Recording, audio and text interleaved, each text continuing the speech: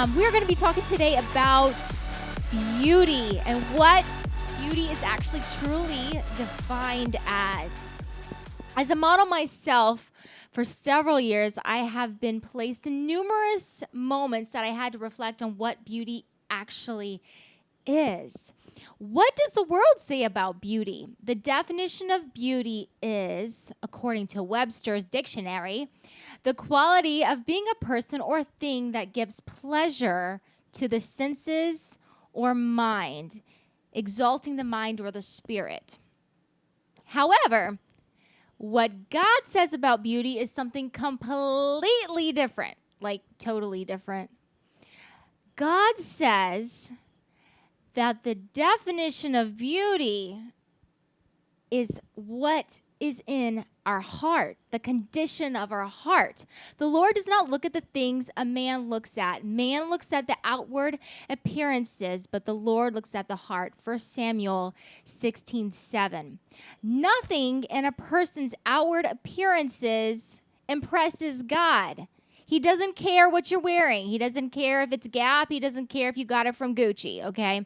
God looks upon the inner beauty, the beauty of the heart, all right?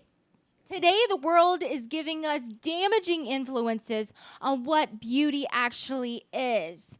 From fashion magazines, music telling us all about sex, lust, how girls have to be big-boobed, hourglass shapes, and if they're not, they're totally not good enough.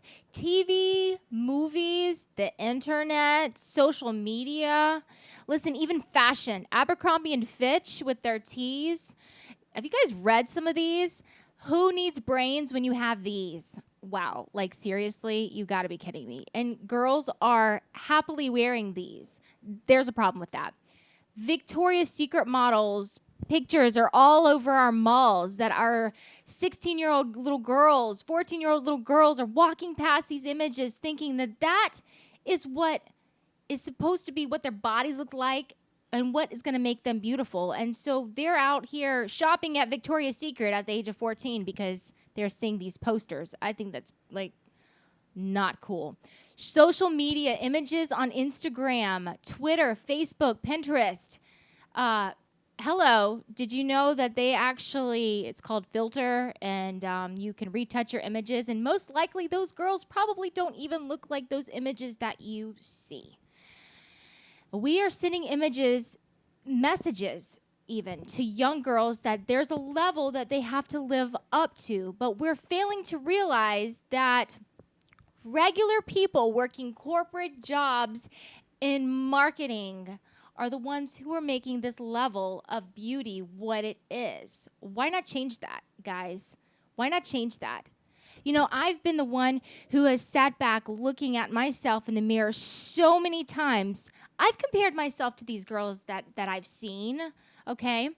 I'm not, I don't got big boobs. I am way skinny. Hello. I have pale white complexion. I'm not tan, and I'll never be tan. That's something I will never be able to change. My body, the way that I look, my weight is something that I cannot change.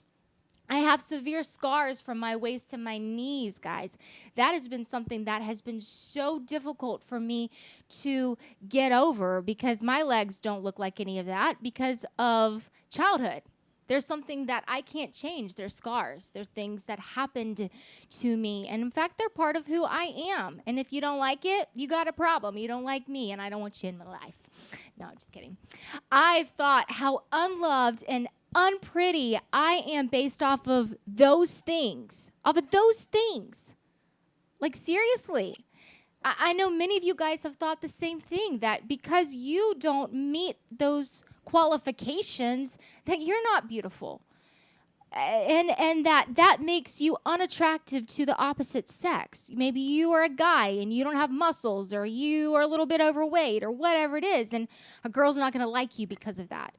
And then I realized that if somebody likes me based on those qualities, they don't really like me in the first place. In fact, that sounds kind of cliche, but it's honest. It's the truth. They don't like you because what does God say about you? God looks at the inner being, who you are as a person, not what you see in the mirror. Listen, if you catch yourself beating yourself up about what you look like, there's 7 things that I've found that have helped me. One of those things is to remember that the people that you compare yourself to actually compare themselves to others as well. It's like a vicious cycle. None of us are ever going to be the other person because we're actually ourselves. And so until we learn to be okay with ourselves, we're never going to be okay. We're never going to meet the qualifications because we're ultimately who we are in the first place. Your mind can be a very convincing liar. There is more right with you than wrong with you. You need to be loved the most whenever you feel like you deserve it the least. You have to fully accept and make peace with the now before you can really accept and make peace with the future. And you also need to focus on progress rather than perfection. How far is it that you have come? Not necessarily how far it is that you have to go. Because chances are you've come a pretty long way. And you've done some pretty incredible things in the process. That's what you should focus on. And how it is that you can better yourself as a person, not your image. You can't hate yourself into a better version of yourself. You understand? You can't hate yourself into a better version of who you are. That's not going to get you anywhere. You see, the definition of real beauty is kind of like the definition of love. It is unconditional, but it's the condition of your heart. People they love you. Beauty is about who you are as a person. Beauty is based on the condition of your heart, the inward purity of the deepest corners of who you are as a person. That's pretty rockin', okay? God doesn't care about whether or not you have a D-cup bra, and he doesn't care whether or not your fingernails matches your purse, okay, or your eyes. Nobody got time for that. God doesn't care about those things. God wants you to spend time with him. He wants you to better yourself. He wants you to go out into the world and better the world. He wants to see you show grace, love, and compassion, mercy, the fruits of the Spirit. Those are the things that God wants to see. That is what he's concerned about. Because ultimately, those are the things that are eternal, okay? Your Gucci bag you paid $1,000 for is not eternal. In fact, one day all that letter's going to like rip off, or you're going to be like, that's completely out of style. All right? Simple as this. Beauty is the simplest of things found in the depths of who you are as a person. And instead of focusing on whether or not you look beautiful, you need to be focusing on bettering yourself as a person.